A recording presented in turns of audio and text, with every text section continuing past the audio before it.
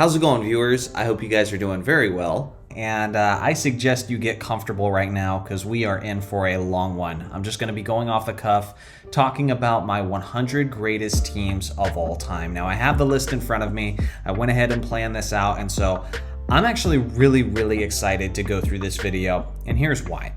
You guys know I did my 100 greatest players of all time, and honestly my list changed up for my 100 greatest players a lot since the last time I made a list like that, and that's because my mind changes on some of these things, and I saw a lot of people get triggered over the list and that sort of thing. Yeah, whatever. Everybody hates everybody else's list. That's just how it works. But what I will say is I'm actually way more excited to share the 100 greatest teams of all time. And it really has nothing to do with like my rankings per se. You know, like of course I'm going to try to rank them honestly based on my own experience of watching the NBA for all these years and researching its history. Opinions are just opinions, including mine. Like they are what they are. But with that being said, the reason why I'm excited to go through this list is because the amount of NBA history we are going to go over. We're going to talk about a lot of players. We're going to talk about a lot of different offensive and defensive schemes. We're going to talk about different head coaches. We're just going to talk about a lot of different dynamics, play styles. And that's the thing that really excites me is we're going to get into this list that is just covering so much NBA history. So my hope is that from this video, maybe you don't agree with the list. I mean, about 99% of you are not going to agree with your list because you're going to have, you know, your own unique list. The lists are like snowflakes. None of them look the same, right? And so you're going to have your own unique list and you're probably not going to agree with this one. But at the very least, I hope you learned some cool little nuggets about NBA history along the way. And maybe for that reason, you can be able to enjoy this video, even though you might not agree with the list. And honestly, that's kind of like my mission statement. That's kind of the goal of my channel is, yeah, I'm not really here to share opinions. I do it every once in a while on this channel. But my goal of this NBA history channel is that with damn near close to every single video that you click on, you're learning something new that you didn't know before. And maybe you know a story I'm telling you about, but you learn just a cool little new detail or a new nugget of information, and you take that away, and because of that, you were able to enjoy the video more. And I think this one is going to provide a lot of information. And so I'm really excited for that. So let me know if you learned anything cool. Let me know in the comment section below if there was anything that stood out in this video that you thought was some really neat information, because that's my goal. I know you guys aren't going to see this list and just take it as gospel and just think that this is the objectively correct list. But if anything, I hope we can just connect over enjoying and discussing NBA history. That's why today's video is brought to you by Arena Club. As many of you know, I've been collecting trading cards since I was quite young. Now as a dad, I hope to one day pass on that love of collecting cards to my kids. But now, card collecting doesn't have to be as laborsome as it was when I was a kid. Arena Club has turned the entire trading card grind into instant fun, instant rips, instant reveals, instant bragging rights. No boxes to hunt down, no grading wait times, just real graded cards delivered straight from their digital platform to your door. Arena Club lets you open digital packs starting with just $25, but with real graded cards inside, including grails worth potentially 20 times the pack's price. One click, instant reveal. And as soon as you rip the pack, Arena Club will instantly offer you cash for your card based on a fair market value. Hold it, flex it, auction it, or take the offer right now. So whether you love sports or Pokemon, this is the new way to score real graded cards in one seamless experience. It's your turn to rip. To get 20% off your first lap pack or card, just go to arenaclub.com/JohnnyArnett and use code JohnnyArnett. So before I get into the list, I just have to go over a couple of quick rules. Not necessarily rules, but basically explaining how I'm looking at this. I don't think any non-champions should ever be ranked over teams that actually won the championship. And I've seen that happen on a lot of greatest teams list in the past. But for myself personally, I don't rank it that way. For me, you gotta win a championship. And if you don't win the championship, then you're not gonna be ranked over a team that did. So for about the first 24, I think like 23, 24 spots on this list, we're only going to be looking at the greatest teams to never win a championship, and I'm going to be ranking those teams. And then when we get to like pick number 76 down to 1, then I'm ranking the greatest championship teams of all time. Because for me, who cares if you're really, really great? I know there's teams like the 2016 Warriors or whatever team you want to mention, from the 90s that Michael Jordan eliminated. There's a lot of great teams there too. I don't care. If you didn't win the championship, you shouldn't be ranked over a team that did win the championship. So yeah, there isn't really much to it outside of that, and so I'm ready to get into the list. Number 100, we're looking at the 1973 to 74 Milwaukee Bucks. This team finished with a 59-23 record, and they ended up losing in 7 games to the Boston Celtics, who had John Havlicek, Dave Cowens, guys like that. This was a team that many people expected to win the NBA championship. Obviously, they were led by Kareem Abdul-Jabbar, who was that season's most valuable player. They also had Bobby Dandridge, they had Oscar Robertson at the very tail end of his career, and they also had Lucius Allen. And so it was a really good team overall. And again, many people expected them to win. They cruised throughout the Western Conference playoffs when they eliminated the Los Angeles Lakers in the semifinals in 5 games. They eliminated the Chicago Bulls in a 4-game sweep. And then in 7 games, they ended up losing to the Boston Celtics. And again, this is in the 70s. So Bill Russell was gone. His final season was in 1969. But Boston still had a very talented team. One of the greatest final series in NBA history. So a very talented group. And for me personally, just good enough to make it into the top 100 greatest teams of all time. At number 99, we've got the 2007 to 2008 Los Angeles Lakers. Now, this team had a 57-25 record, and you guys will remember they were led by Kobe Bryant, and this was Kobe's lone MVP season. And so Kobe was fantastic this season. This was also the year they acquired Pau Gasol, and so they actually got off to a pretty good start to the year before acquiring Pau, but once they got Pau during the regular season, they took off to the next level. And so in the playoffs, they did really well. They swept the Denver Nuggets in the first round. They took the Utah Jazz to 6 games where they eliminated them there. Then they took out Tim Duncan and the San Antonio Spurs in just 5 games in the Western Conference Finals.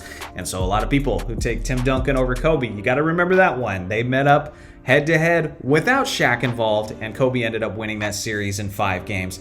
And then the 6-game series against the Boston Celtics, they actually had a realistic shot at winning there, but it was game 4, I believe, where they got up by like 24, 25 points, choked that away, and then game 6 in Boston was an absolute embarrassment where they lost by 39 points. But outside of that, this was a really fantastic team. They were one of the best teams in the league, both offensively and defensively. Trevor Ariza was great for us that year. If anything, they were just missing some of the toughness and physicality that you would later see from the 2009 Lakers. But you still had Kobe, Derek Fisher, Lamar Odom, Pau Gasol. Andrew Bynum wasn't available the entire year because he did deal with a lot of injuries. But overall, this is one of the all-time great teams. I think a team that was good enough to be an NBA champion on most seasons. But again, when you run into that 3-headed monster of the Boston Celtics, their first year joining together, that would have been a really, really tough team to beat. So yeah, the Los Angeles Lakers, 07 to 08, they're going to have to settle for the 99th spot on my list. Next, in number 98, was one of the most hyped teams in NBA history, the 2010 to 2011 Miami Heat. Now, this team, you'll remember, they got off to a really slow start this season, but they got LeBron James, Dwayne Wade, and Chris Bosh. And with those players, those guys were all in the prime of their careers, okay? Not a single guy had reached the age of 30 yet. They were all in their mid to late 20s. On top of that, those 3 superstars made up 3 out of the top 4 MVP vote getters out of the Eastern Conference the previous season. And so Miami was super strong, but again, they started the season slow, like 11-9 record, I think is how they started the year. Don't quote me on that, but I think they started the year like 11-9, and the sky was falling in Miami. But then they started figuring it out. And over the course of the season, there was questions about whose team is it? Dwayne Wade's team? Is it LeBron's team? Eventually, they started to hit their groove, and then they cruised throughout the Eastern Conference playoffs, looking like they were just going to dominate their way to an NBA championship. They took out the 76ers in the first round of 5 games. They took out the Celtics in the second round in 5 games. And then the Chicago Bulls, they took out in the Eastern Conference Finals in 5 games. So gentlemen sweep, gentlemen sweep, gentlemen sweep. And then they ran into the Dallas Mavericks, who were on an absolute mission. Dirk Nowitzki, their array of shooters, and one of the greatest championship runs ever, that 2011 Mavericks team. And obviously LeBron James. This is probably the biggest stain on his entire career. In all reality, this team was probably good enough to win the championship in 2011, but you didn't get the best effort from LeBron James. Dwayne Wade was arguably the best player on the court for the 2011 NBA Finals. And so, yeah, overall, a really great team. Unfortunately, they didn't put their best foot forward when it really mattered. And because of that, now the Dallas Mavericks are immortalized in NBA history. But for me, the Miami Heat, a team that was heavily favored to be the NBA champions heading into the finals, I'm taking them as the 98th greatest team in NBA history. Now, moving on to number 97, we've got the 1961-62 Los Angeles Lakers.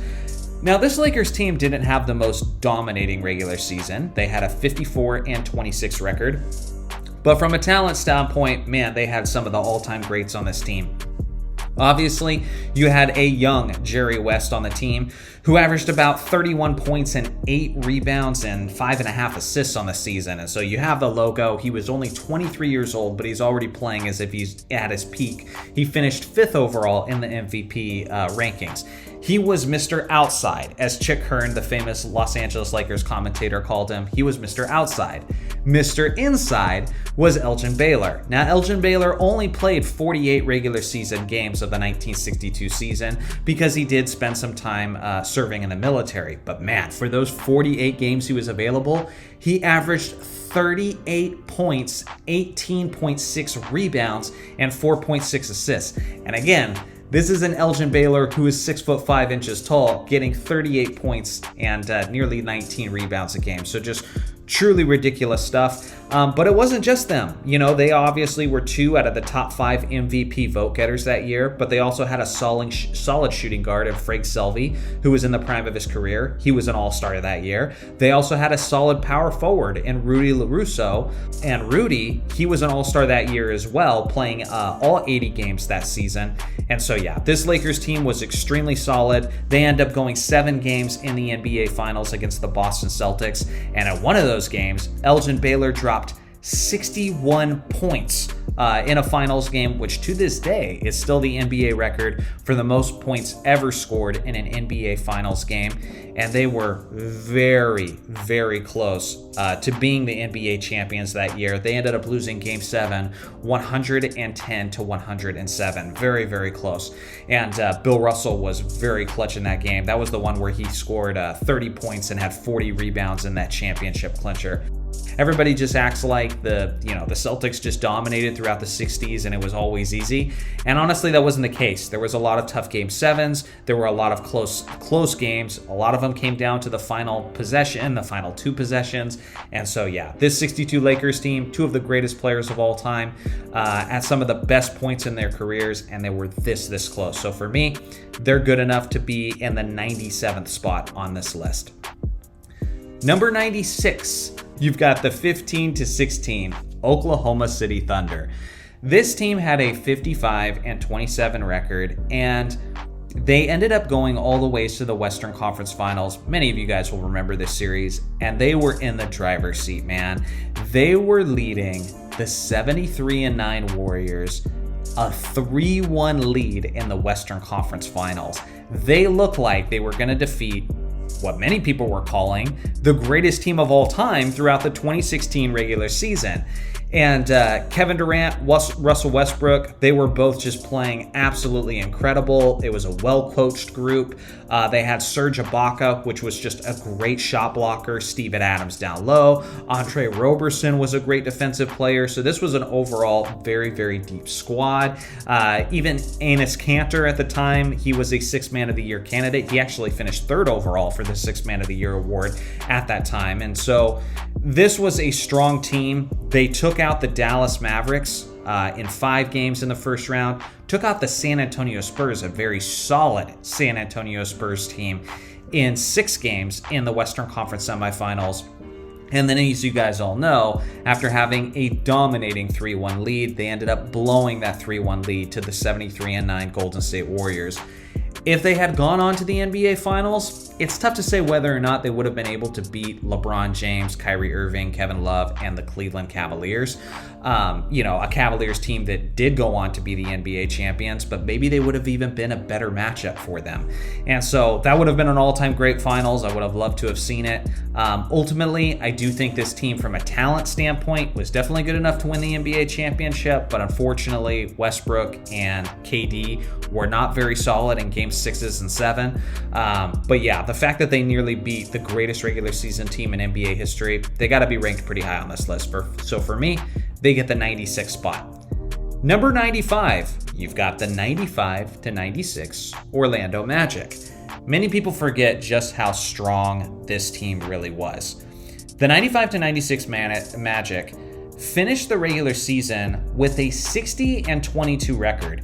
But part of the reason you get so overshadowed as a 60-win team is when another team in your conference goes 72-10, and obviously that was the 95-96 Chicago Bulls.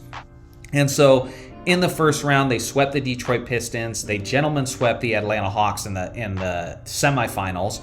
And then that's where they met up with the Chicago Bulls with Michael Jordan, Scottie Pippen, Dennis Rodman, Phil Jackson, you know all those guys.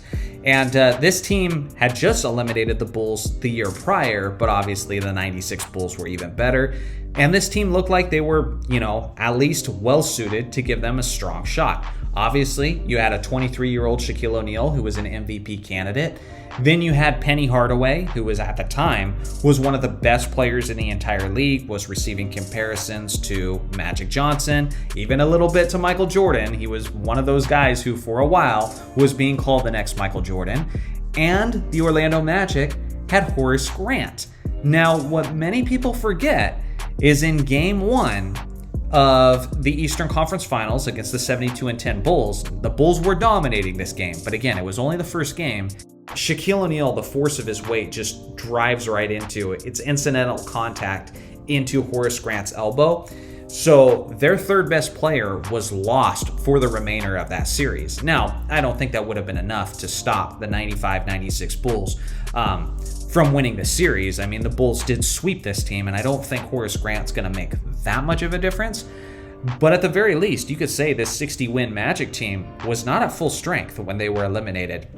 And so for me, this is definitely one of the greatest teams to never end up winning an NBA championship. Again, they had just recently made it to the NBA Finals, winning 60 games, having one of the best centers in the league at the time, one of the best point guards in the league at the time, one of the deepest teams in the league at the time. But yeah, when you run into the 72-10 Juggernaut Bulls, what can you do? Number 94, I've got the 05-06 Dallas Mavericks. Now, this Mavericks team also had a 60-22 record. They were coached by Avery Johnson and Dirk Nowitzki and the Mavericks. It was like year in and year out throughout the 2000s. They were getting 50, 60, wins year after year. Some of us were kind of viewing the Mavericks for a while as fool's gold because, it was hard to take them seriously because they were kind of like the 2010s Atlanta Hawks in the sense to where they just kept winning a bunch of regular season games, but they could never break through and win that championship, it seemed. So now you got the Mavericks winning 60 games. Maybe this is their year. They sweep the Memphis Grizzlies in the first round 4-0. Then they take out the San Antonio Spurs in an all-time great playoff series in the Western Conference Finals, beat them in 7 games, and then they're going up against the MVP, Steve Nash, in the Western Conference Finals and the Phoenix Suns, those 7-second Phoenix Suns, and they eliminate them in 6 games. So a very, very tough road to the NBA Finals. Then they go up 2-0 in those finals, and then Dwayne Wade goes absolutely off, comes back in the series, has like a Michael Jordan type performance in those NBA Finals. He did have some help from the referees, that's for sure. The whistle was definitely on the side of the Miami Heat. I'm definitely acknowledging that. But with that being said, this Mavericks team was pretty strong, pretty talented overall, and looked like they were on their way to winning a championship after the first 2 games in the finals. Dirk Nowitzki was averaging about 27 points per game, was 3rd in the MVP standings. They also had a 6th Man of the Year candidate in Jerry Stackhouse, Jason Terry, Josh Howard. You have an array of guys who could make plays, who could score. And so, yeah, this team was a championship caliber team that just unfortunately folded at the wrong time. But for me, definitely a talented enough group and a powerful enough group to be ranked as the 94th greatest team in NBA history. Number 93, I've got this 97-98 Indiana Pacers. This team was tough. This team was very, very deep and very, very physical. They were probably the toughest challenge that Michael Jordan and the Bulls ever had after they had started winning championships. And at least for the years that they won championships, this was their toughest challenge. And so they had a 58-24 record. They were coached by Larry Bird, who does not get enough credit for his amazing Hall of Fame worthy coaching career. Like, not only was he a great player, but he was an incredible coach as well. And so Bird did a great job of leading this group. Throughout the first 2 rounds, this Indiana squad was dominant.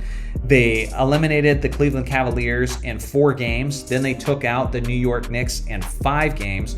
And that was kind of a statement victory too, because to gentlemen sweep the New York Knicks, who had been their rivalry throughout the 1990s, that was really a big deal. But obviously, they were led by Reggie Miller, who was just an assassin of that era, was averaging about 20 points per game, was one of the greatest 3-point shooters of all time. And so Reggie was a straight-up killer. Obviously, he had that game winner in the Eastern Conference Finals where he's spinning around in circles. He was so excited after he won that game against Jordan and the Bulls. Obviously, he pushed off Jordan a little bit, but we'll ignore that part. And then leading this team was Mark Jackson, one of the most underrated point guards in NBA history. This guy was a wonderful facilitator. He doesn't get enough credit for what he did for both the Knicks and the Indiana Pacers. And so Mark Jackson was solid. Rick Smits, the 7'4" graceful big man, he was a wonderful post scorer, had a beautiful jump hook shot. And then you had the Davis brothers, who really brought the intensity and the physicality, that being Dale Davis and Antonio Davis. You had a veteran, Chris Mullin, off the bench. You had Jalen Rose off the bench. Just a ridiculously deep team. And so it's no wonder why they were able to take the dynastic Chicago Bulls to 7 games in those Eastern Conference Finals. Unfortunately for them, they weren't strong enough at the end of the day to pull it off, but you could definitely make the argument that they are one of the select few greatest teams to never win a championship, and they have the Bulls sweating. I mean, anybody who's old enough who was a Bulls fan at that time, you could admit, leading up to the 4th quarter of Game 7, you were probably sweating quite a bit, wondering if this was going to be where it all ended. And so just a great team led by one of the most clutch big game playoff performers of all time. Got to give them love for that. Number 92, we've got the 86-87 Boston Celtics. Now, you'll remember the team before this, the 1986 Boston Celtics, are one of the greatest teams of all time, and you will definitely see them much higher on this list. But the 87 Celtics were still very good. There's a big drop-off from the 86 Celtics to the 87 Celtics because now is where you're starting to see a little bit more of that wear and tear. Kevin McHale is dealing with the foot problems more. Larry Bird is that much further into his back problems. Bill Walton isn't quite as impactful as he was the year before. So now the age and wear and tear is starting to play a big factor for this team. With that being said, the 87 Celtics were still fantastic. Had 59 wins, 23 losses on the season. Obviously, you still got the all-time great head coach, Casey Jones, leading this group. But Boston, they swept Michael Jordan, the Chicago Bulls, 3-0 in the first round. Then they faced a tough Milwaukee Bucks team with Terry Cummings, Sidney Moncrief, all those guys, but took them out in 7 games.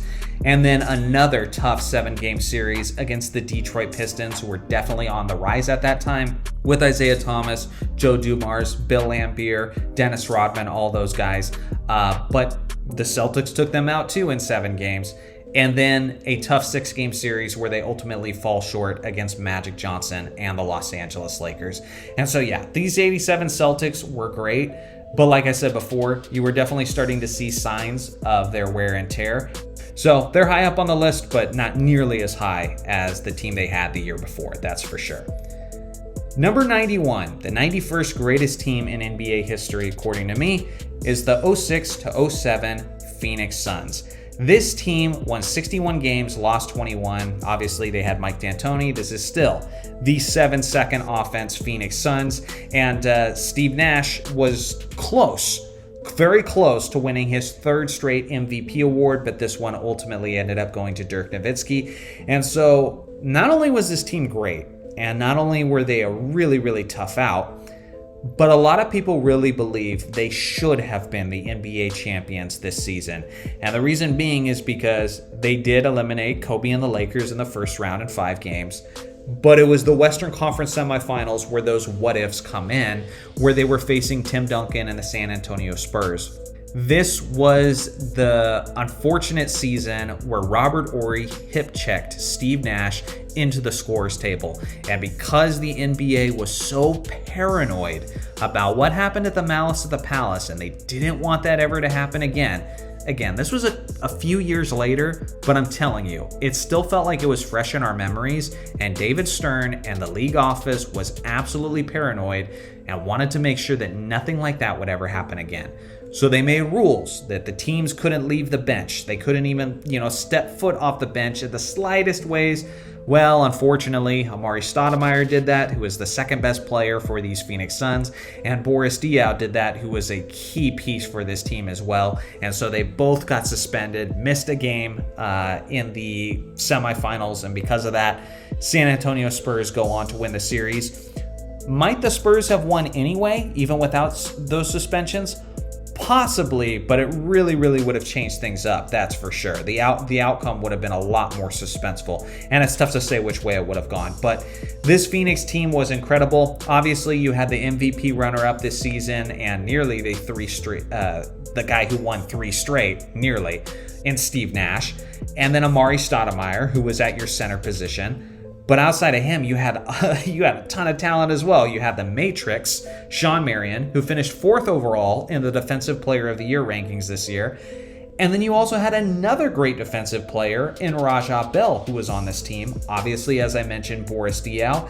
And then one of the best 6 Men of the Year candidates at the time, and he actually won the award this year, was Leandro Barbosa. And so a ridiculously deep, a ridiculously talented team. Also, Phoenix's defense was actually starting to improve by this point. For 2005, 2006, they were often criticized for their lackluster defense. It seemed like Mike D'Antoni's belief was that the best defense was double the offense. But this year they had actually improved. Big shout out to, again, Shawn Marion and Raja Bell for that. But they were ranked 1st overall in offensive rating, and they were ranked 13th out of 30 in defensive rating. So literally in the top half of the league in terms of defense as well. And so again, many people think these guys should have won the NBA championship. It would have been really interesting if they did, because they kind of would have been the first true 3-point jump shooting team to win the championship. A lot of people think that's the 2015 Golden State Warriors. Some people say that's the 2011 Dallas Mavericks, but this 07 Phoenix Suns team was very, very close, and who knows how it all plays out if Steve Nash doesn't take the hip check from Robert Horry. And so for me, they are the 91st greatest team in NBA history. Next on the list, at number 90, is actually another Phoenix Suns team, but this time we're looking at the 1992 to 1993 Phoenix Suns. This team was a 62 and 20 win team, and they were led by that season's league MVP, the round mound of rebound, Charles Barkley. Although I think the Bulls were better at the top of their roster, the Bulls won this NBA Finals on that iconic John Paxson three-point shot. But I think the Bulls were better at the top of their roster with Michael Jordan and Scottie Pippen. But I honestly think this Phoenix Suns team was deeper. Not only did you have the league MVP in Charles Barkley, but you had Kevin Johnson at point guard, who was a big game performer in the NBA playoffs, one of the most explosive players, at that position. Kind of before there was Derrick Rose, before there was, Russell Westbrook, who was just exploding at the rim as a, undersized point guard.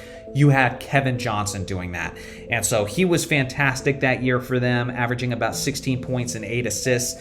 And then you had one of the best 3-and-D players in the league at that time in Dan Marley, who was actually their second leading scorer that year. And so Thunder Dan, he finished 5th overall in the Defensive Player of the Year rankings. And, despite the fact that he was an NBA All-Defender, he still got torched by Michael Jordan in the 1993 finals, where Jordan averaged 41 points over that 6-game series. I mean, it made Marley look bad, but Dan Marley really was one of the best 3-and-D players at that time, had ridiculous range. Then they had, Richard Dumas, who was a really good young player at that time. Danny Ainge, who had certainly had a lot of experience and was a really great player for the Celtics throughout the 80s. And now he was a 6th Man of the Year candidate for these Phoenix Suns. You also had Tom Chambers, who was a great player off the bench as well. Cedric Ceballos. Very, very good team, these 93 Suns. And like I said, I think they were the deepest team in the league that year. But ultimately, this was Michael Jordan at the height of his powers, averaging about 41, 8, and 6 over the 6-game series. And Charles Barkley said it himself. He lost to the fastest gun. And that's what he saw in those finals. He had a great NBA Finals series where he averaged like 27 points, 13 rebounds, and he was extremely efficient while doing it. But again, when you're going up against Michael Jordan at his very best, what can you do? It humbled him to the point where he was ready to admit, I guess I'm not the best player in the league. I guess it is Michael Jordan. And so this team was definitely good enough to be a championship team. I think this was truly the best team that Phoenix has ever had in the history of their franchise. But unfortunately, it just wasn't meant to be this year. Number 89, another great Western Conference team. We're looking at the 1999 to 2000 Portland Trailblazers. This is one of my favorite teams of all time, if I'm being completely honest, because there was so much cool, juicy drama to this team. Obviously, you had Scottie Pippen, who was in the twilight of his career, but he was still very, very good as a floor general, still a very solid defensive player, a much better leader at this point of his career as well. But they were stupid deep, very, very deep.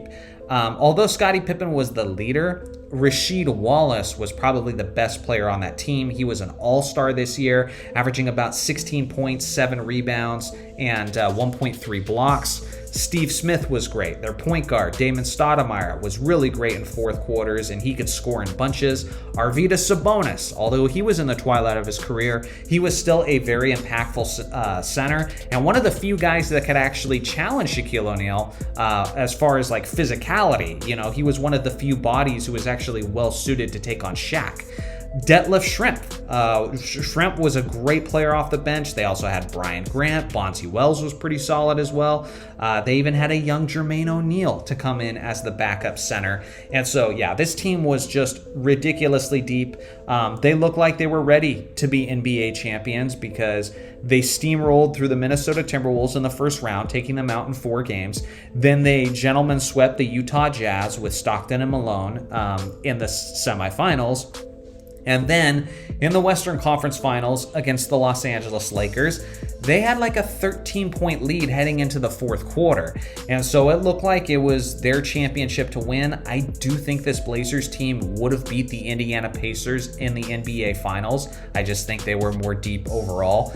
But ultimately, Shaq and Kobe hit that switch right when they needed to, and the Lakers start their dynastic run. And so for me, this is one of the greatest teams of all time, to never win a championship.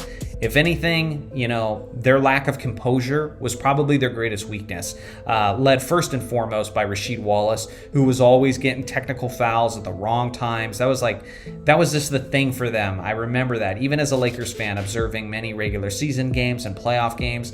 They would get into many close ones heading into the fourth quarter, and because they would get a hot heads and they would just lack composure, they would get a ton of technical fouls and they'd just lose their cool, and then the other team would go on to win the game.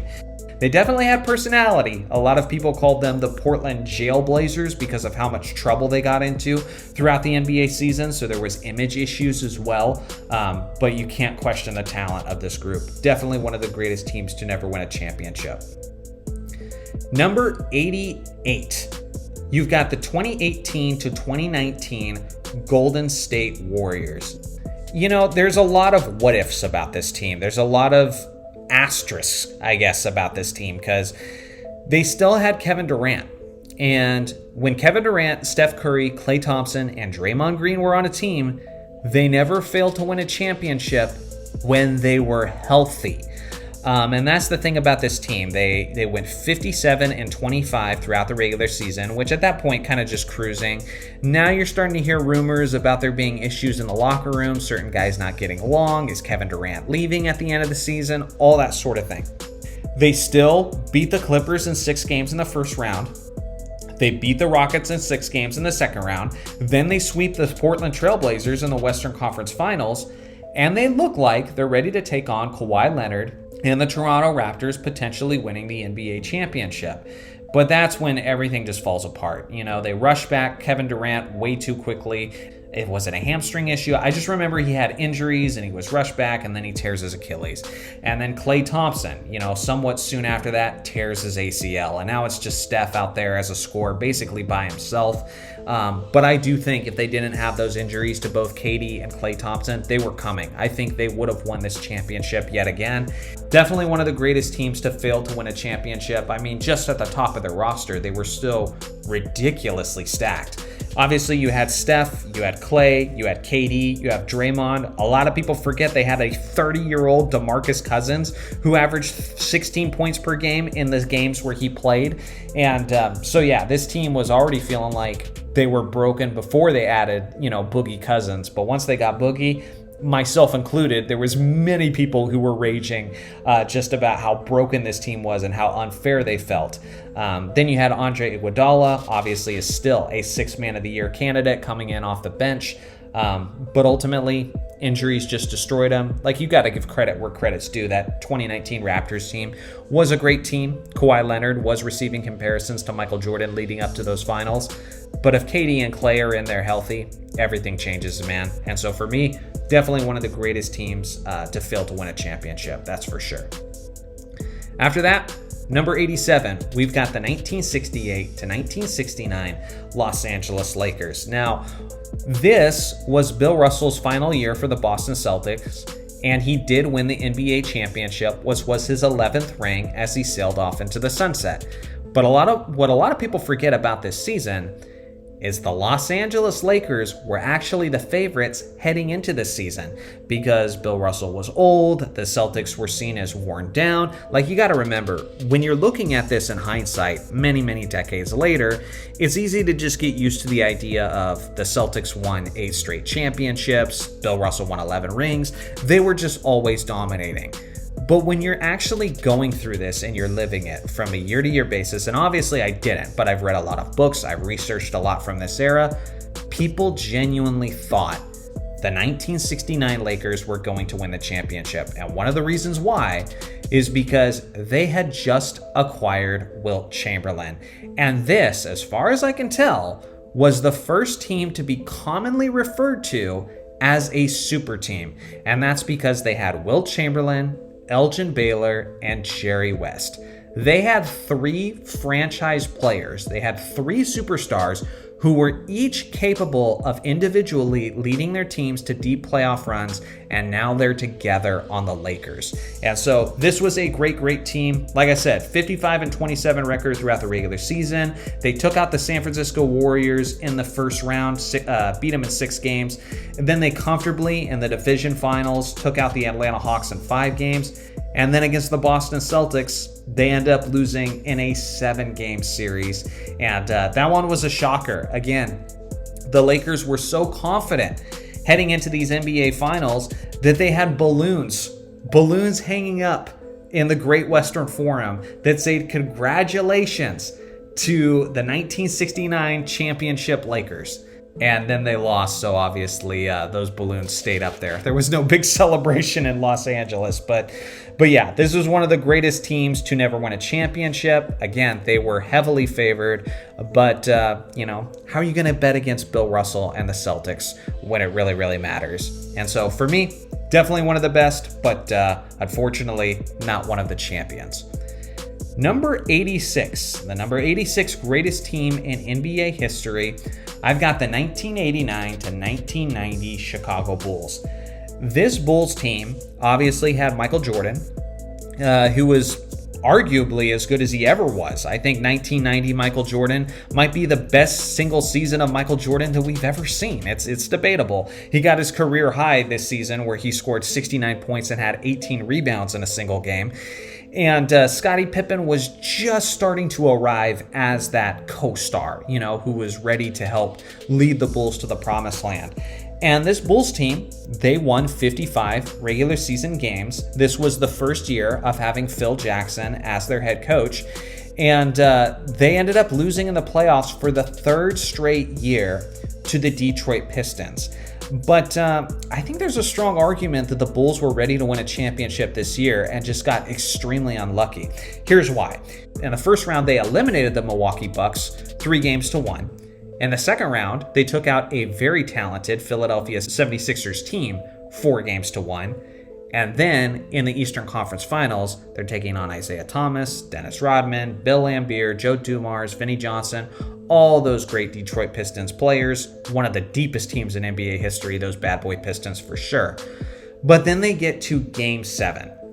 And it's up for grabs. A lot of people are thinking the Bulls are ready to get this done. They would have had to have won in Detroit, so it would have been hard for sure. But then Scottie Pippen has the migraine game, ends up shooting 1 for 10 from the field. John Paxson didn't even play because he rolled his ankle. So obviously Michael Jordan's missing 2 of his best, scoring threats. Scottie Pippen's out there, but he's kind of just out there as a decoy. And then MJ has a great performance in this Game 7 where he drops 31, 9, and 8 on 48% shooting. The rest of the Bulls team, though, they shot 23% from the field.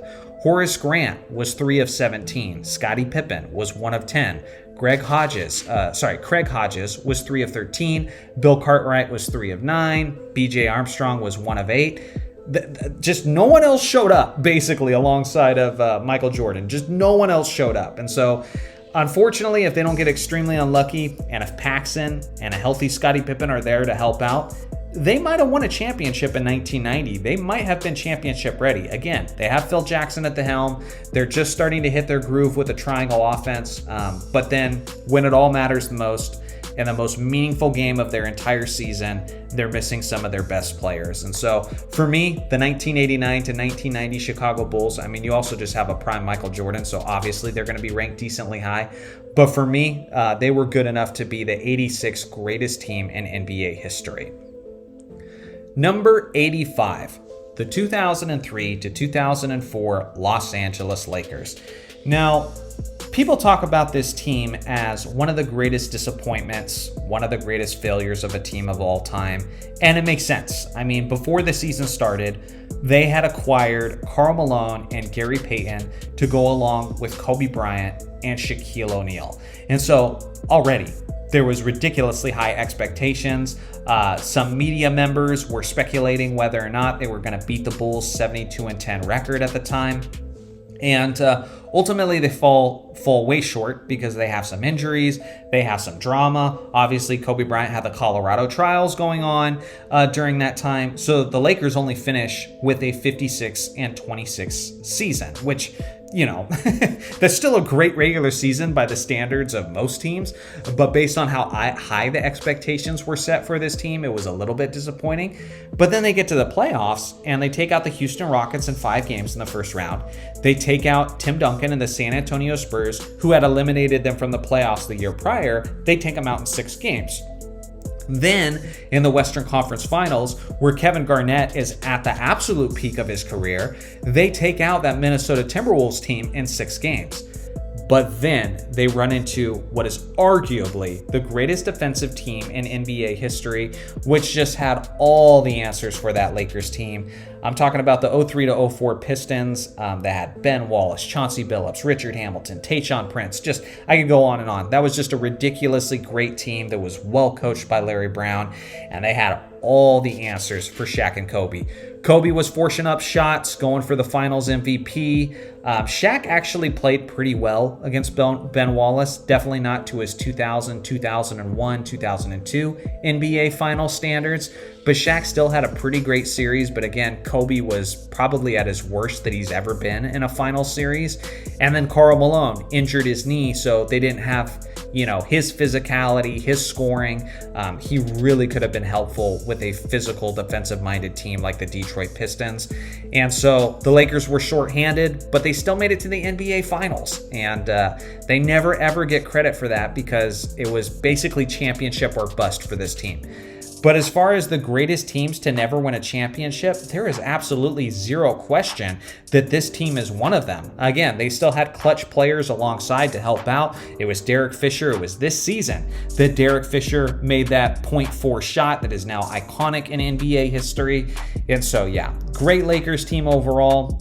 But yeah, unfortunately, just too much drama, too much beefing, too many injuries, and then ran into arguably the greatest defensive team of all time. And for that, they don't get to make it into the top 76, of the championship teams, but I still have them as the 85th greatest team in NBA history. Number 84, I've got the 96 to 97 Utah Jazz. This Utah Jazz team was so good. And part of the ways you could look at how good they were and just realize how dominant this team was is just looking at who they beat. First off, they got through the regular season winning 64 games. So that's already, incredibly difficult to achieve. They ended up sweeping the Los Angeles Clippers in the first round. Then they go up against a talented Los Angeles Lakers team that has obviously a recently acquired Shaquille O'Neal, Eddie Jones, Nick Van Exel, a rookie Kobe Bryant. Well, they take them out in 5 games, easily handled those Lakers.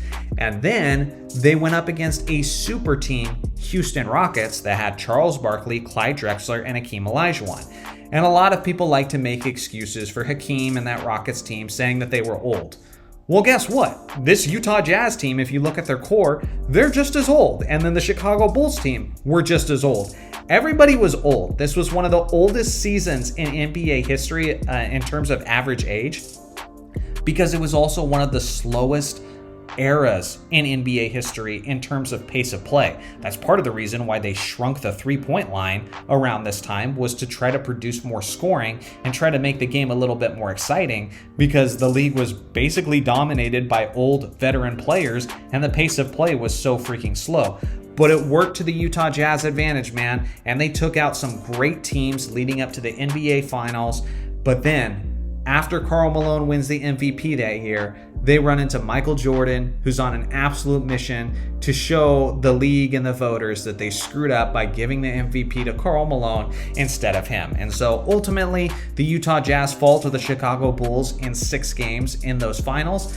But ultimately, you still got to recognize their talent. Karl Malone was the MVP of the league. John Stockton was still elite, averaging about 15 points and 11 assists on the year, and obviously is among the league leaders in steals, as he always is. They had one of the best perimeter defenders at that time in Brian Russell. They had one of the best perimeter shooters in the league at that time, who was their third scoring option, in Jeff Hornacek.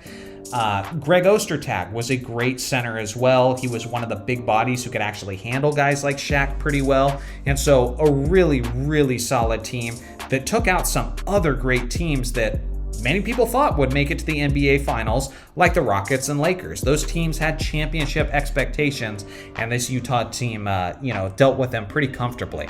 And so, yeah, for me, definitely one of the greatest teams to never win a championship. That's for sure. Number 83, I've got the 2017 to 2018 Houston Rockets. Now, from a regular season standpoint, there's no arguing with this team being ranked this high. This team won 65 games and only lost 17. Again, led by Mike D'Antoni, but he was the perfect head coach to coach this team because James Harden was absolutely killing it this year. He led the league in scoring. He also won the league MVP this season. And then you had Chris Paul as his co-star. So a very, very great team. Aaron Gordon was just killing it from three-point range. Clint Capella was a fantastic lob threat. And so really, really solid team. But they ran into one of the greatest teams of all time in the Western Conference Finals, ultimately losing to the Golden State Warriors in 7 games. But again, even that's a what if, because Chris Paul had that injury. And if Chris Paul is available, maybe they put an end to that dynastic Warriors team. Who knows? But they, in the first round, they comfortably dealt with the Minnesota Timberwolves in 5 games, took out the Utah Jazz in the second round in 5 games, and then ended up losing to that Warriors team in 7 games, albeit while they were dealing with some injuries. And so definitely one of the greatest teams in NBA history. They had the number 1 ranked offense, which is crazy. I mean, just think about that for a minute. The greatest offensive rating in the league at a time when Steph Curry, Klay Thompson, and Kevin Durant are all playing on the same team simultaneously together on the Warriors, and they didn't even rank as well as these 2017 to 2018 Rockets did offensively, which is crazy, crazy stuff when you think about it. Number 82, we've got the 1995 to 1996 Seattle Supersonics. This team was absolutely fantastic. You could argue that out of all of the teams that Michael Jordan's Bulls eliminated during their championship runs, that this team might have been the best out of all of them. They had a 64-18 record, which again, almost every season in the NBA, they're going to be the number 1 seed and they're going to have home court advantage in the NBA Finals. But not this year, because they ran into the 72-10 Chicago Bulls. With that being said, they made quick work of most of the competitive Western Conference teams in the playoffs. They took out the Sacramento Kings in the first round in 4 games. Then they swept the Houston Rockets in the semifinals in 4 games.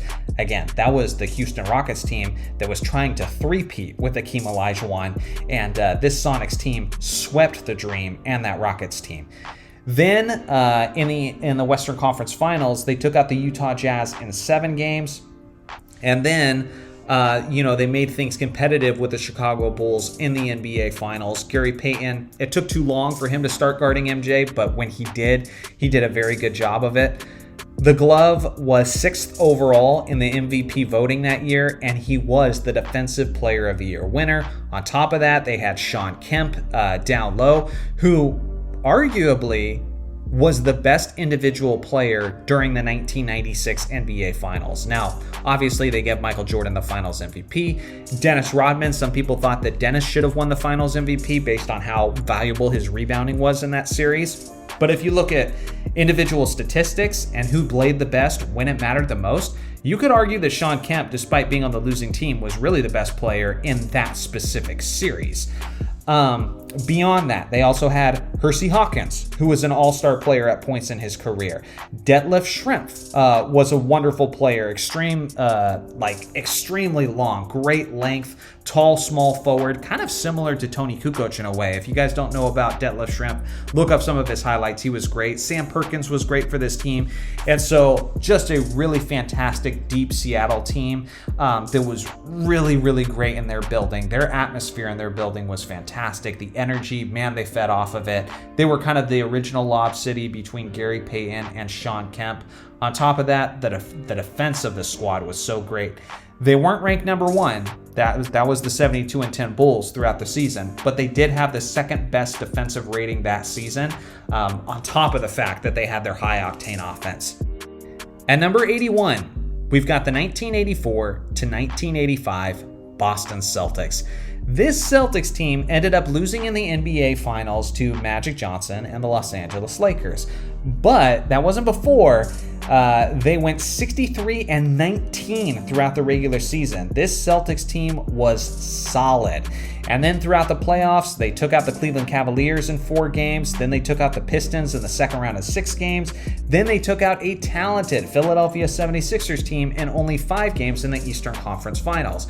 Larry Bird is obviously still killing it. He was actually the MVP of the league this year, with a 50-40-90 season, or darn near close to it. He shot about 88% from the free throw line, but 52% from the field and 43% from three-point range for Larry Bird, who was averaging about 29 points per game.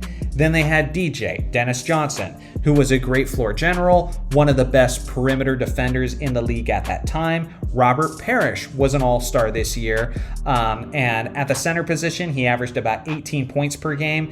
You had Danny Ainge, who was great in the lineup. Kevin McHale was the 6th Man of the Year winner.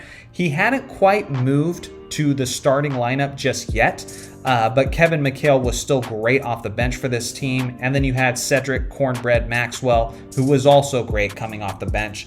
And so, yeah, the 85 Celtics, just a year before they reached their absolute peak in 1986, but still good enough to be a championship team most years. But like they were doing year after year after year, they ran into the Showtime Lakers in 85, and the Showtime Lakers were just a little bit better this year. Number 80, a team that was looking to defend their championship but just ended up falling a little short, was the 1971 to 1972 Milwaukee Bucks. And a lot of people thought this team was going to end up winning the NBA championship because, for one, the 1971 Bucks are definitively one of the greatest teams in NBA history. So they look poised to defend their title because they went 63-19 throughout the regular season. In the first round, against the Golden State Warriors, they gentlemen swept them, but then they ran into the Los Angeles Lakers, who were on an absolute mission this year, who had Jerry West, Gail Goodrich, and Wilt Chamberlain, and this was the Lakers team that set the NBA record for winning 33 straight regular season games. And so I'm telling you guys, this Bucks team was good enough to win the NBA championship. Kareem Abdul-Jabbar was the MVP of the league this season, averaging 35 points per game on 57% shooting, 16.6 rebounds, and 4.6 assists. Easily, from an individual perspective, one of the greatest seasons in NBA history. Then, their second best player was Oscar Robertson, who also received some MVP consideration, put up some solid numbers, although he was right around the twilight of his career. But then they also had Bobby Dandridge as a third option at the small forward position. So just a great, great team. If they ended up winning the championship, you would be looking at this Milwaukee Bucks teams as one of the greatest teams even amongst NBA champions. But because they ran into, I would say, one of the top 10 greatest teams of all time, spoiler alert, was these 1972 Lakers that did win 33 straight regular season games. They just fell short as they lost to the Lakers in 6 games in the Western Conference Finals. Now, moving on. We've got number 79, which is the 1988 to 89 Los Angeles Lakers. Now, I'm really looking forward to talking about this one because this one requires a lot of context. So, for one, this Lakers team was looking to win their 3rd straight NBA championship, a 3rd straight NBA championship that Pat Riley actually predicted would happen. He was the first guy who really started popularizing the term three-peat. And so now you've got Jerry West in as the executive. Pat Riley's in as the, is obviously predicting a 3rd straight championship. Magic Johnson still performing at a Magic Johnson type level, winning the MVP. And then this Lakers team, 57 wins throughout the regular season. That's good for the Showtime Lakers, but it's not necessarily great. They've had 60-win seasons for sure. But what they do in the playoffs is what made this team so great. They go on to sweep the Portland Trailblazers in the first round. Then they sweep the Seattle Supersonics in the second round. Then they sweep a very strong Phoenix Suns team in the Western Conference Finals. They were 11-0 heading into the NBA Finals. Many people were hyping up this Lakers team and thinking that they might be the first team in NBA history, the first and only team in NBA history, to go through the entirety of the playoffs undefeated. Okay, again, just think about it. They had Magic Johnson as the league MVP, who was averaging about 23 points per game and 13 assists per game on the season. Then you had James Worthy, who was now better than ever, who was averaging about 21 points per game and was an all-star in his right. Byron Scott was also a 20 points per game scorer. AC Green was an NBA All-Defender that year. Michael Thompson, Klay Thompson's dad, he was great coming off the bench for the Lakers. Michael Cooper, although he's getting towards the twilight of his career, he is still one of the ultimate 3-and-D players and one of the best defensive, perimeter players in the entire league. Kareem Abdul-Jabbar at this point is 41 years old, but he was still an all-star that year. He still has his unstoppable skyhook shot, and if he won the championship this year, he would have been riding off into the sunset, winning his 7th ring as he retires. So again, this Lakers team, these 1989 Lakers, looked like a team of destiny that was on their way to win a championship as Kareem rides off into the sunset. And then what happens? They get to the NBA Finals against a strong Detroit Pistons team, which is a top 10 greatest team of all time. They run into Isaiah, Joe Dumars, all those boys. They lose game 1, and then in game 2, Magic Johnson has the hamstring problem. And so that was a close game in game 2 when Magic Johnson went down with that injury. So who knows? Maybe the Lakers go on to win that series, even though they ended up losing the first game to the Pistons. And believe it or not, the Pistons actually did have home court advantage. So they were just doing what they were supposed to be doing by winning game 1. But the Lakers were in a position potentially to steal home court advantage if they had won that close game in game 2. But again, Magic Johnson's hamstring injury, which basically just takes him out of the series, and then the Lakers go on to get swept. And so when you look at the full context, like this is the Showtime Lakers, how well everybody is playing, like most of the guys in their careers are very close to their very best, basically outside of Kareem Abdul-Jabbar. And then Magic has the hamstring injury. And again, they were undefeated throughout the West playoffs. And so seemed like a team of destiny. And then within the matter of basically a week, that all went up in smoke. And so definitely one of the greatest teams to never win a championship. And I think some Lakers fans are still shocked to this day that they didn't end up winning the NBA championship that year. Number 78, which would technically make them the second greatest team of all time on my list to never win a championship, would be the 15-16 Golden State Warriors. And a lot of you guys are going to say, why would they be the second greatest team to never win a championship? They seem like the easy pick for the first spot. Well, I'll explain that in a second. But first, let me talk about this Warriors team. In terms of regular season dominance, this team is definitively the greatest regular season team of all time. They went 73-9, breaking the 96 Bulls record of a 72-10 season.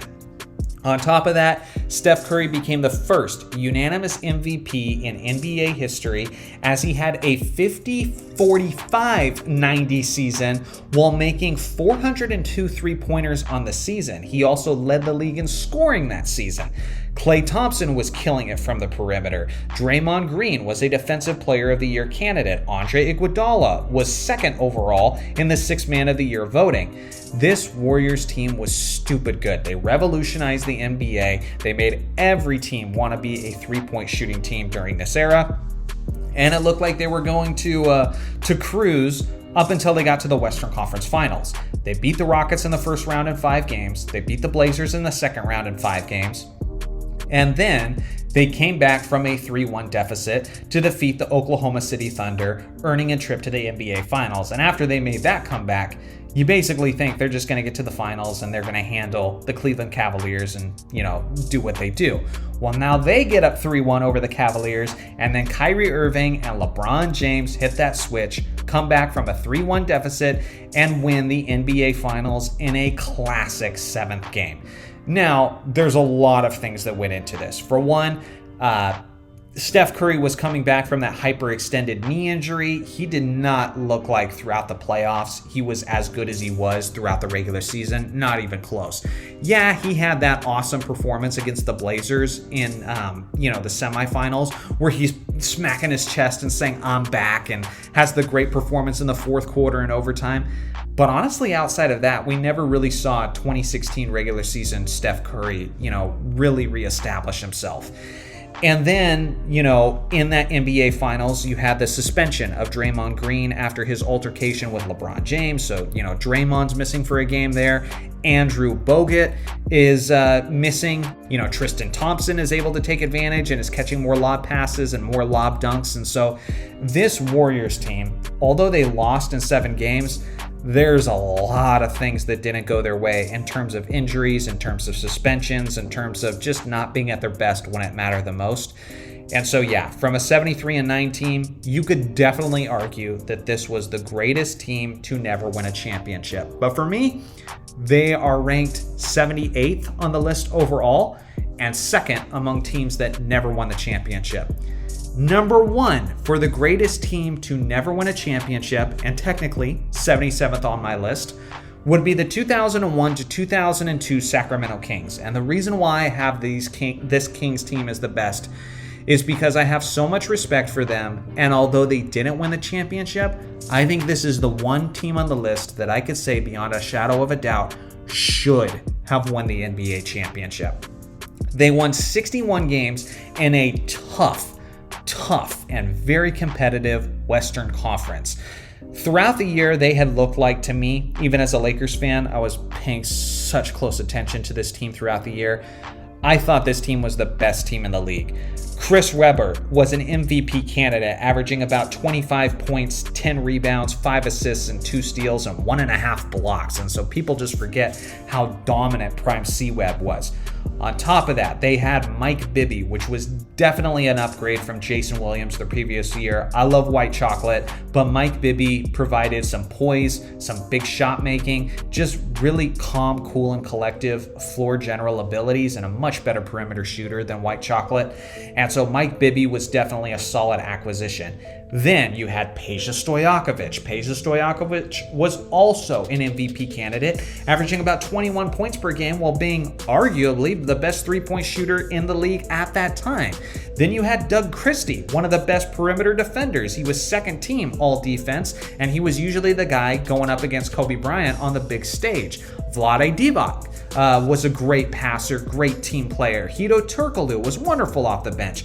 Bobby Jackson finished second overall in the Sixth Man of the Year voting that year.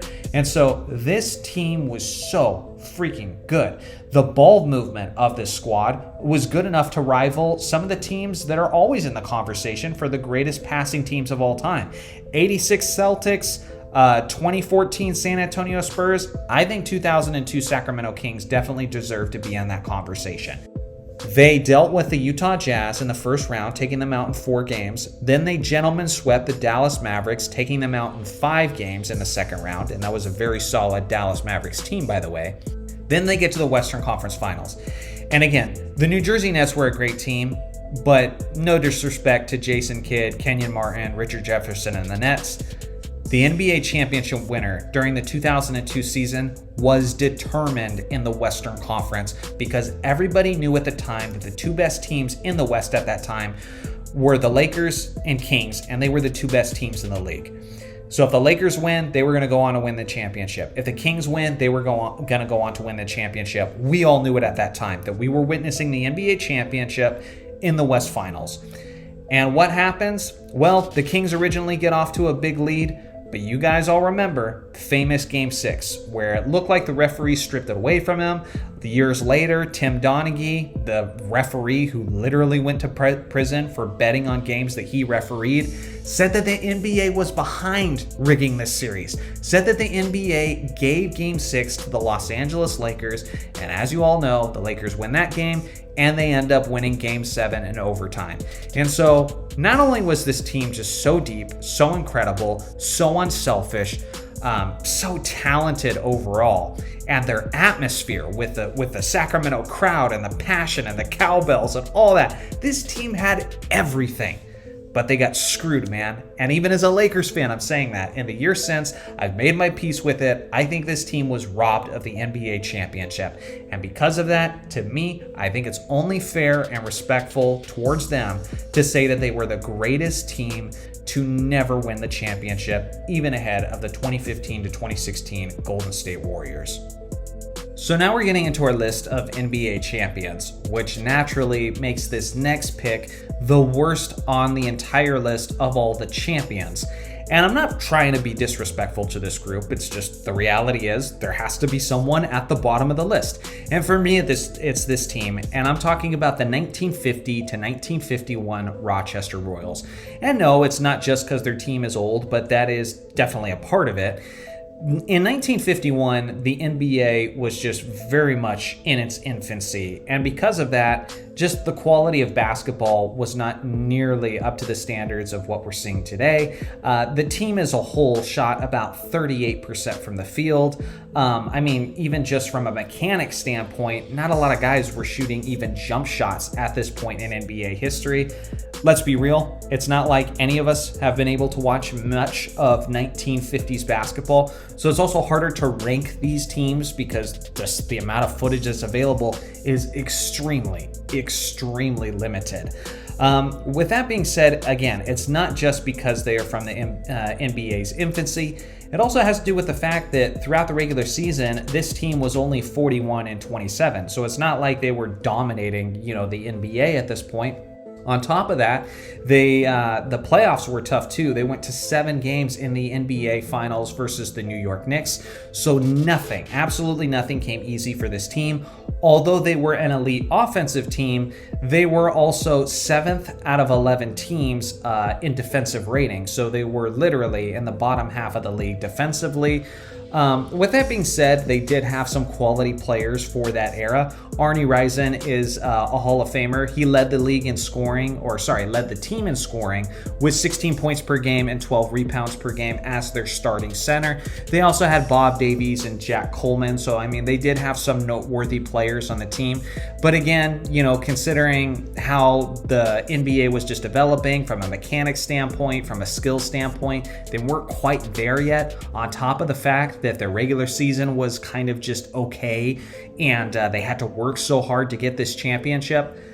For me, I think they're an appropriate choice for the bottom at the 76th spot and as the worst NBA champions of all time. Now at number 75, we have the 1954 to 1955 Syracuse Nationals. And a lot of the same things, actually.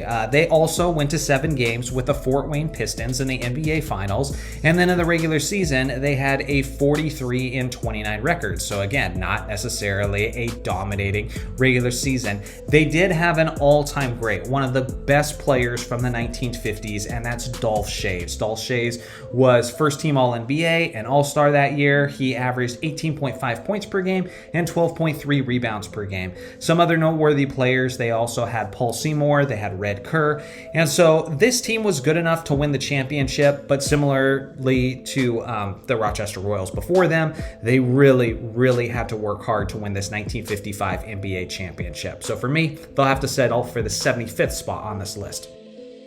Number 74, we have the 1957 to 1958 St. Louis Hawks.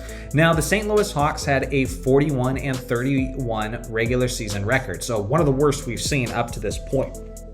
They did beat the Boston Celtics in 6 games in the NBA Finals, which You want to talk about a rivalry that's never really talked about anymore. The Boston Celtics and the St. Louis Hawks for I would say the mid 50s to the early 1960s, there was a genuine rivalry there that almost no one ever talks about.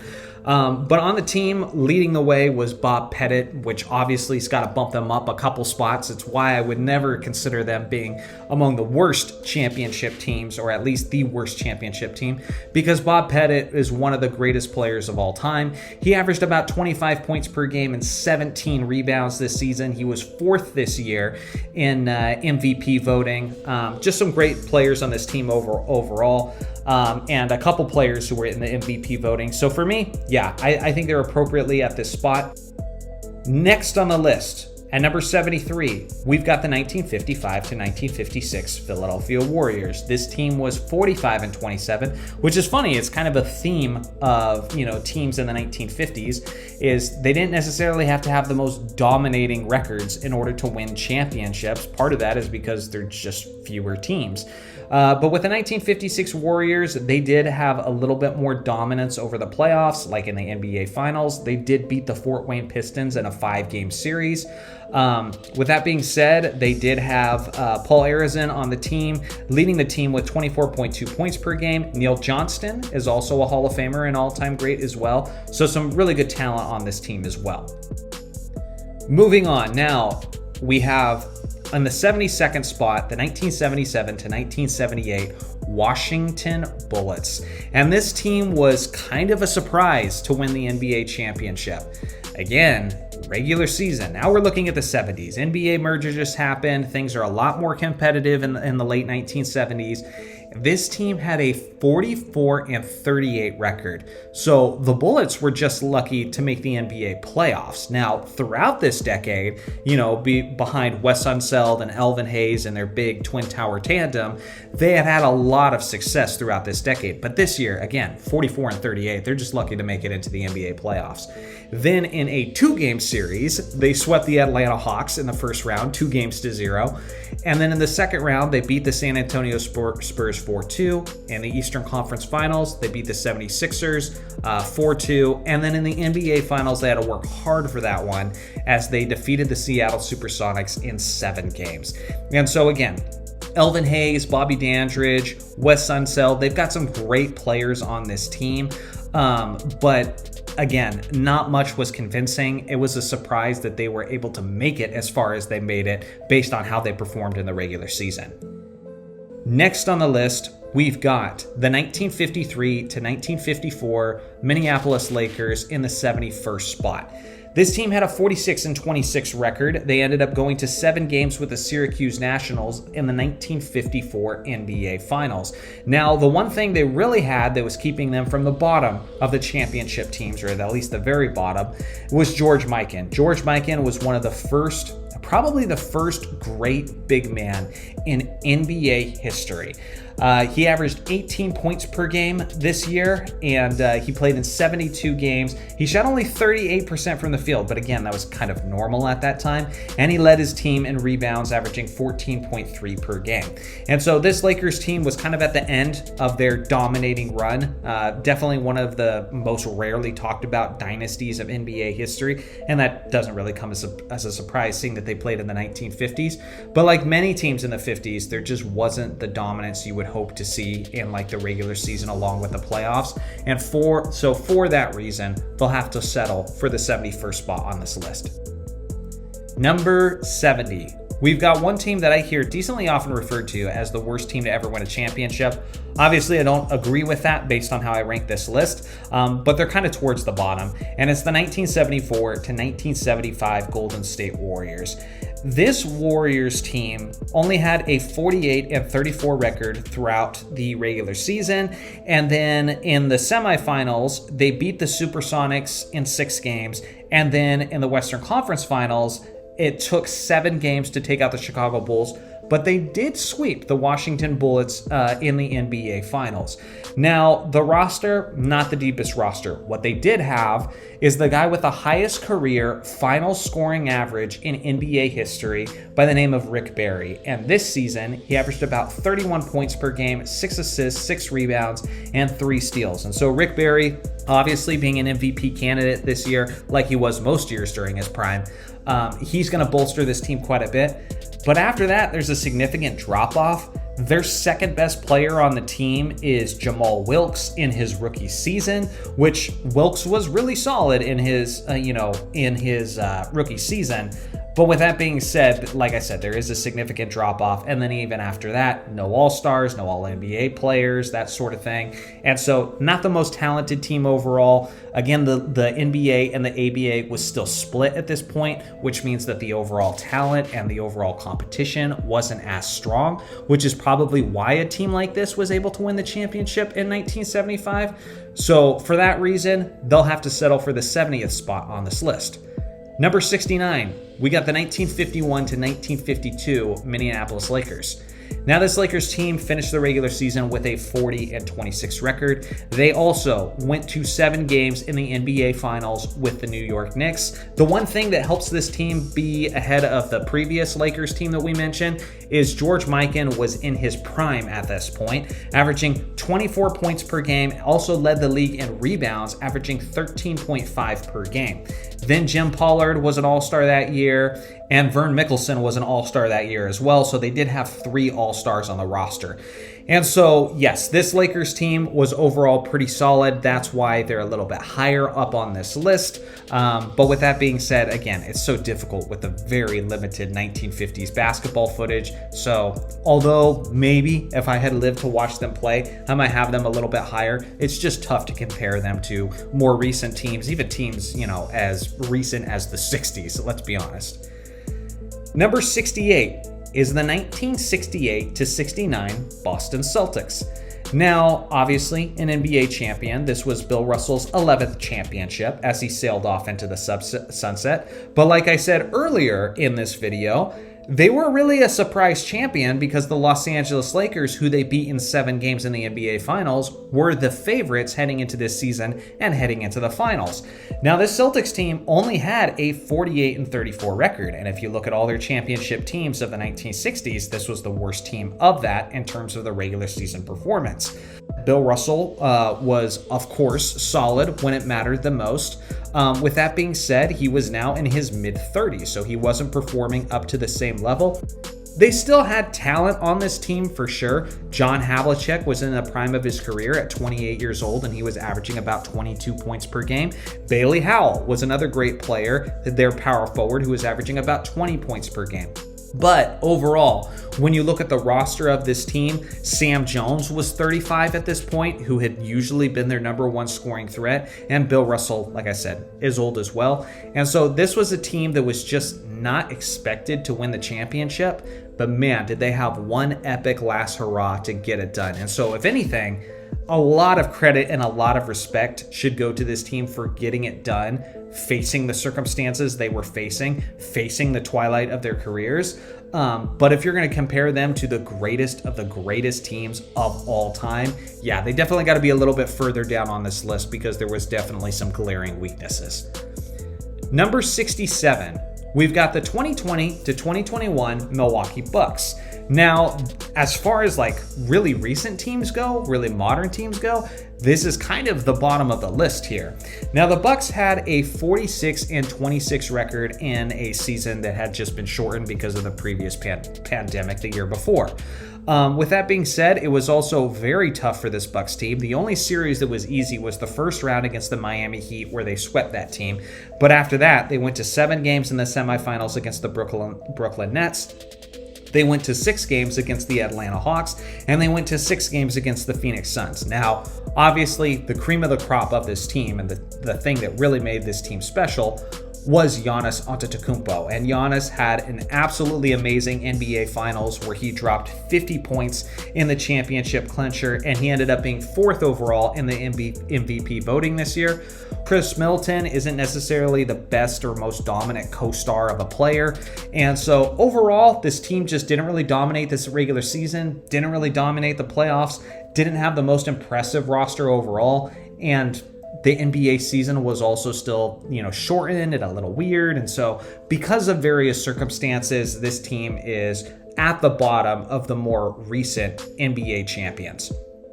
Now, number 66, we have the 1956 to 1957 Boston Celtics. Now we're getting to some of the better championship teams from the 1950s. This Celtics team had a 44-28 record. They swept a solid Syracuse national teams in 3 games in the first round. And then in the NBA Finals, they did go to 7 games against the St. Louis Hawks, as the Hawks-Celtics rivalry was now in full swing at this point.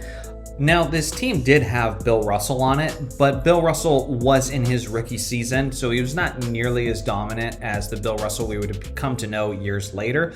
But with that being said, he was still good enough to be an MVP candidate, and this team was still pretty talented overall. You had Bob Cousy, who was the MVP of the league this season, who led the NBA in assists per game at 7.5. He also averaged 21 points per game. Then you had Bill Sharman as the team's leading scorer, averaging 21.1 points per game. He also led the NBA in free throw percentage that year at 90.5%. Tommy Heinsohn was the rookie of the year for this squad. So they were talented. The only problem is they just were not the most convincing. Again, 44-28 record through the regular season, and then going to 7 games with the Hawks, who was their rivals at the time. And so better than most of the 1950s championship teams, but by the standards of their own dynasty during that era, probably one of the more lacking groups. Now at number 65, we've got the 1952 to 1953 Los Angeles Lakers. A much better regular season for this squad. They went 48-22 throughout the regular season. Then again, a 2-game sweep in the semifinals over the Indianapolis Olympians. And then they won in 5 games against the Fort Wayne Pistons. And then in the NBA Finals, they gentlemen swept the New York Knicks 4-1. Now, this team obviously had George Mikan, who was again leading the NBA in rebounds, averaging 14.4 per game and 21 points per game.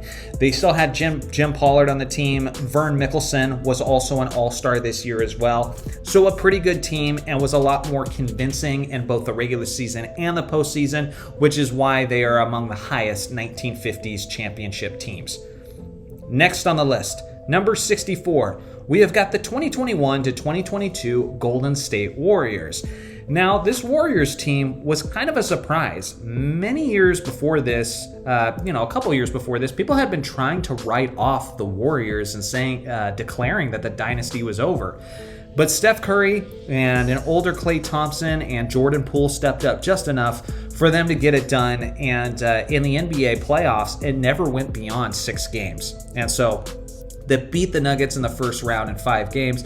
They beat the Grizzlies in the second round in 6 games, beat the Mavericks in the Western Conference Finals in 5 games, and then the Boston Celtics in the NBA Finals, a very good Celtics team, by the way, in 6 games. The regular season, they were 53-29, so again, not the most dominant. But defensively, this team was really solid. They were actually in the bottom half of the league in offensive rating, which is really interesting for a Steph Curry-led team.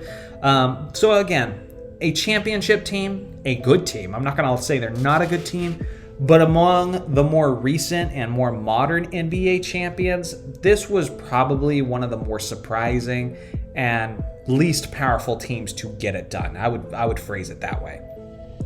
Number 63, we've got the 1967 to 1968 Boston Celtics. This Celtics team had a 54-28 record. They did go to 7 games with the Philadelphia 76ers in the Eastern Conference Finals, and that was obviously against Wilt Chamberlain and his defending champion 76ers. And so that was a tough 7-game series, but ultimately Russell and his Celtics got it done. Just like all the other Celtics teams, still very, very talented group. At this point, they're competing against themselves quite a bit, seeing that they won so many championships during this era. Bill Russell was kind of starting to get towards the twilight of his career. He was 33 years old at this point, but they still had John Havlicek, Bailey Howell, Sam Jones was an all-star this year as well, Tom Sanders. Very, very good team overall. Next on the list, number 62, we've got the 2002 to 2003 San Antonio Spurs. And I think a lot of you guys are not going to be totally surprised to see this team near the bottom of the list as far as more recent teams. I'm not going to say this team wasn't talented, but they had to lean upon Tim Duncan more this year, more than any of his 5 championship seasons. So this San Antonio Spurs team had a 60-22 regular season record. So a very good year throughout the regular season. But in the playoffs, is where they really had to lean on Duncan a lot more. They went to 6 games with the Suns in the first round. They took out the Lakers in 6 games, really put an end to the Shaq and Kobe dynasty. I know Shaq and Kobe made it to the NBA Finals in 2004, but this is where the Lakers were trying to win their 4th straight championship. And, Duncan and the Spurs had Kobe and Fisher in tears as they put an end to their championship run.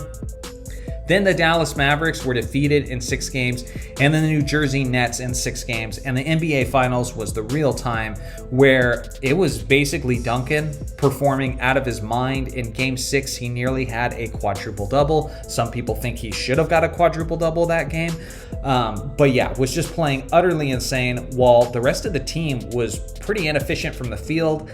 Yes, they had David Robinson, but this was the final year of his career, and he wasn't nearly as impactful as he used to be, obviously, as he was in his twilight years. Still some decent help. Bruce Bowen, Defensive Player of the Year candidate, a young Tony Parker, 20-year-old Tony Parker, was impactful as well. But again, Duncan had to show up and perform his best when it mattered the most, because especially in the NBA Finals, not many other San Antonio Spurs showed up with their best efforts. And so for that reason, they definitely get knocked down on this list and are not quite as high as some of these other teams. Number 61, we have the 75-76 Boston Celtics. This team had a 54-28 record. Every single series they had in the playoffs went to 6 games. Their head coach was Tommy Heinsohn. At this point, Red Auerbach was an executive for the team, and a pretty good team overall. Not really a superstar that stood out for this group, but overall they had depth. Dave Cowens was their center at the age of 27. He finished 3rd overall in the MVP voting that year. JoJo White was averaging about 19 points per game. Then you had John Havlicek. At this point, Hondo, though, was 35 years old and was definitely declining. Paul Silas was very impactful for them as well. So this, similar to, say, the 2004 Detroit Pistons, this was a very collective team effort without a clear-cut superstar leading them to the promised land. But they were able to get it done over the Phoenix Suns, which included arguably the greatest NBA Finals game of all time. And so a good team overall, but based on, how some of their guys were kind of at the end of their run, not one of the better championship teams in NBA history. Number 60. We have the 2018 to 2019 Toronto Raptors. Now, the one thing you cannot argue against about this team is that Kawhi Leonard was on an absolute mission, and leading up to the NBA Finals, he was legitimately receiving comparisons to Michael Jordan based on how clutch he was and based on the kind of scoring numbers he was putting up throughout that postseason, also just for how he played the game stylistically. This Raptors team had a 58-24 record. With that being said, when the postseason came along, they were not the most convincing. For example, they went to 7 games with the Philadelphia 76ers, and Kawhi Leonard made one of the most iconic buzzer beaters in NBA history, and honestly, one of the most important buzzer beaters in NBA history.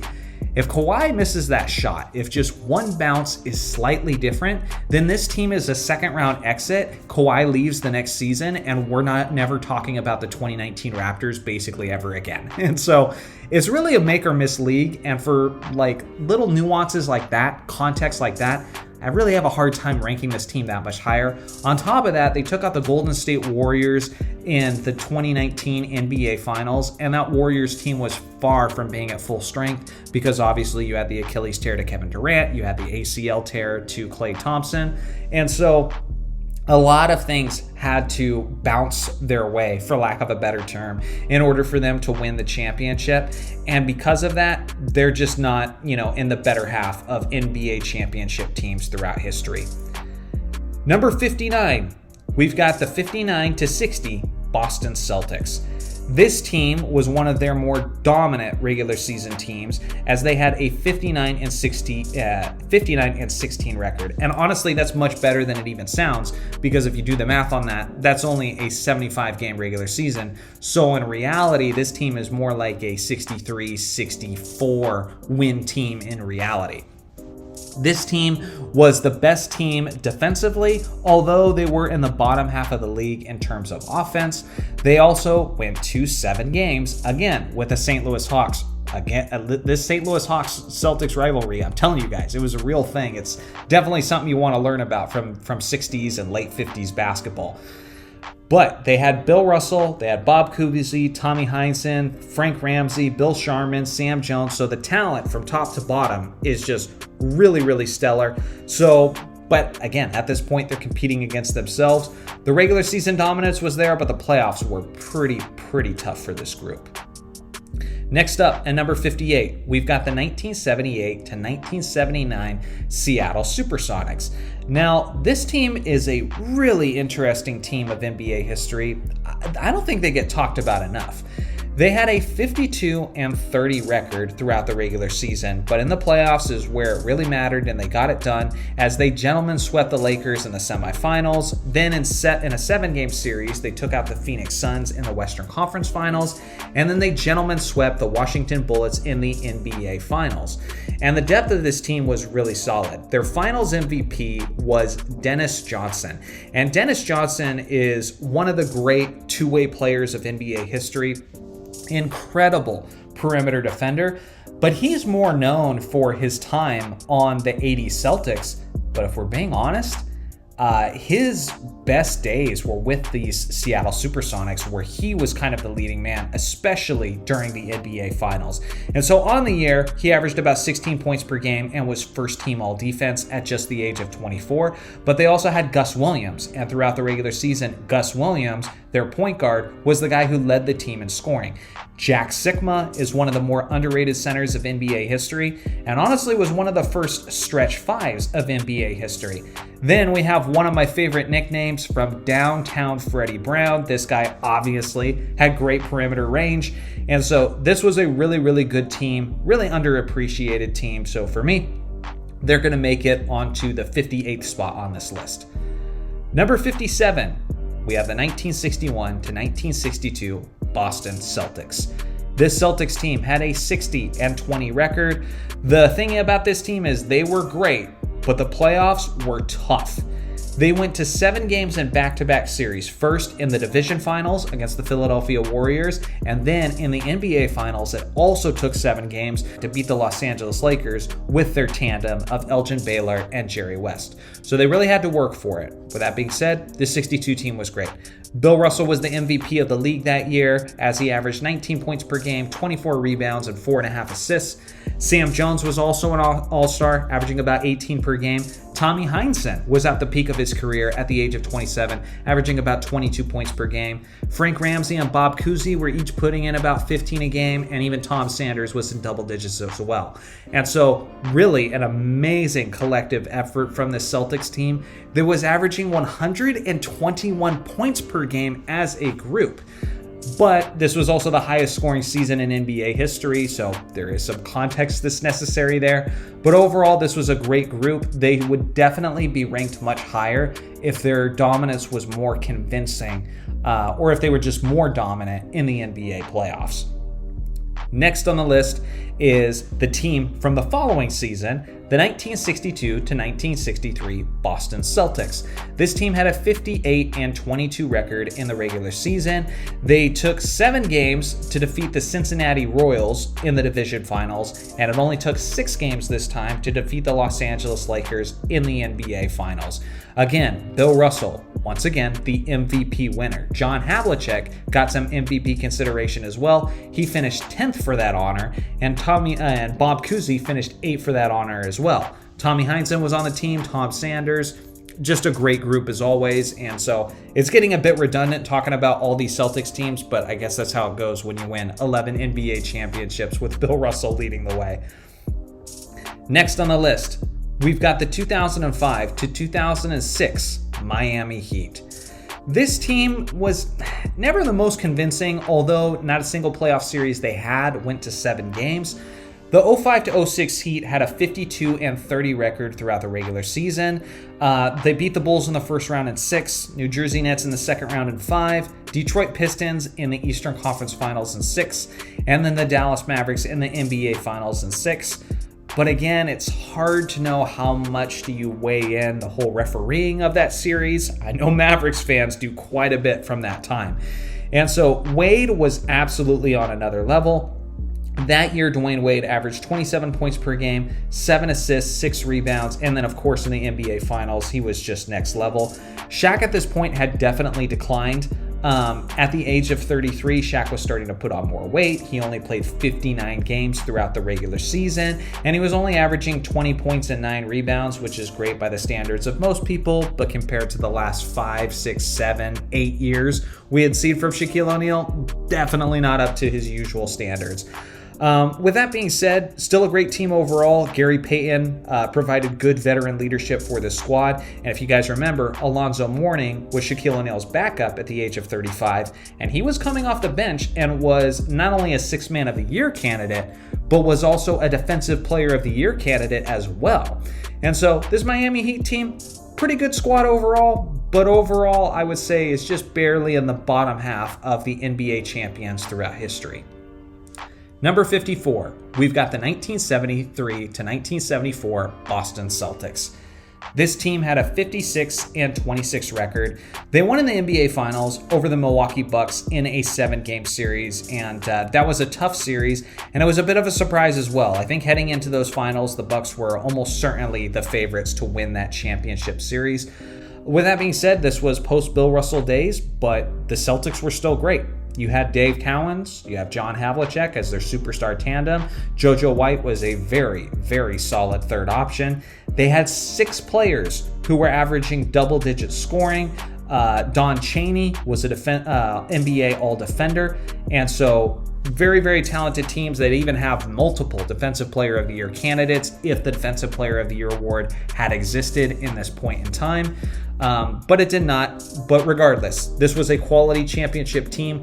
I would say this team was definitely better than their 76 championship team just because there was more youth. You know, they were a couple years younger and less of a surprise, even though I would say Kareem and the Bucks were definitely the favorite in the finals.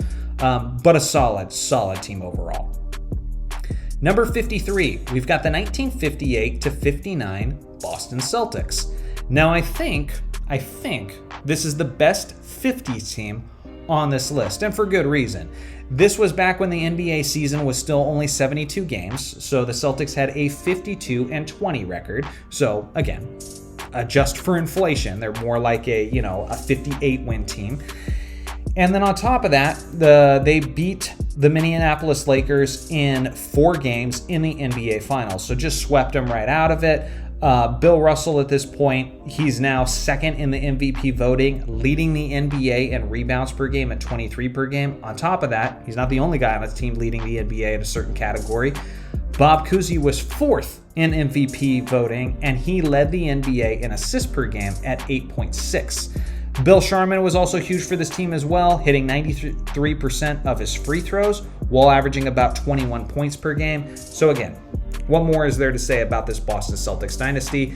Although, they might have not been the most convincing through a lot of their playoff runs, they won year after year after year with some of the most deep teams from that era, without question. Number 52 is the 1976 to 1977 Portland Trailblazers. Depending on how you look at it, this team could be the youngest team to win the championship in NBA history. They were led by Bill Walton, who is not only one of the greatest what-ifs of all time, but in reality, for the short stint that he was dominating at the center position, he's one of the all-time greats. He's a Hall of Famer. He was an MVP winner. He was also the player who won the MVP while playing only 58 regular season games, so the fewest games ever played to win the MVP award. On top of that, they had a 49-33 regular season record. So again, winning less than 50 games, part of the reason I don't have them higher on the list. They were pretty solid throughout the playoffs. In the second round, they took the Nuggets to 6 games. They swept the Lakers out of the Western Conference Finals in 4 games. And then in the NBA Finals, they defeated Dr. J and the Philadelphia 76ers to win the NBA championship.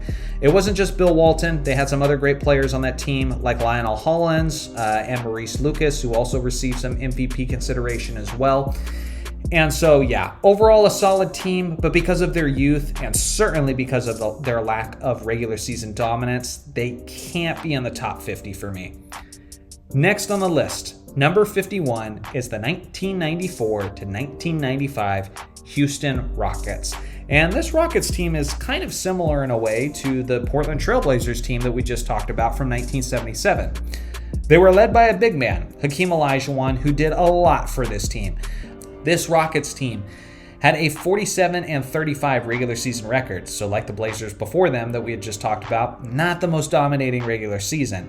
This team was kind of a surprise. They went to 7 games with the Phoenix Suns in the Western Conference semifinals, went to 6 games in the Western Conference finals with the San Antonio Spurs, and then they did sweep the Orlando Magic in 4 games out of the NBA Finals. Hakeem Olajuwon was just an absolute monster this series. Obviously, Clyde Drexler was a solid star for this team. He was acquired during the regular season via trade. At this point, I wouldn't say he was quite a superstar. He didn't even earn an all-star selection this year, but still, he was averaging 21 points per game on the year. So still very, very solid. Vernon Maxwell, solid defensive player. Kenny Smith was one of the best three-point shooters at the time. And this was actually the prime of Robert Horry's career in his mid-20s. Sam Cassell was very strong. Mario Elie, another great shooter. So although they weren't the most top-heavy as far as like superstar players, there was a lot of depth to this team. It was one of the first successful championship teams to have one center down low surrounded by an array of shooters, and obviously it worked for them beautifully. They would be ranked much higher if they were more convincing, but again, that 47-35 regular season record definitely holds them back a bit.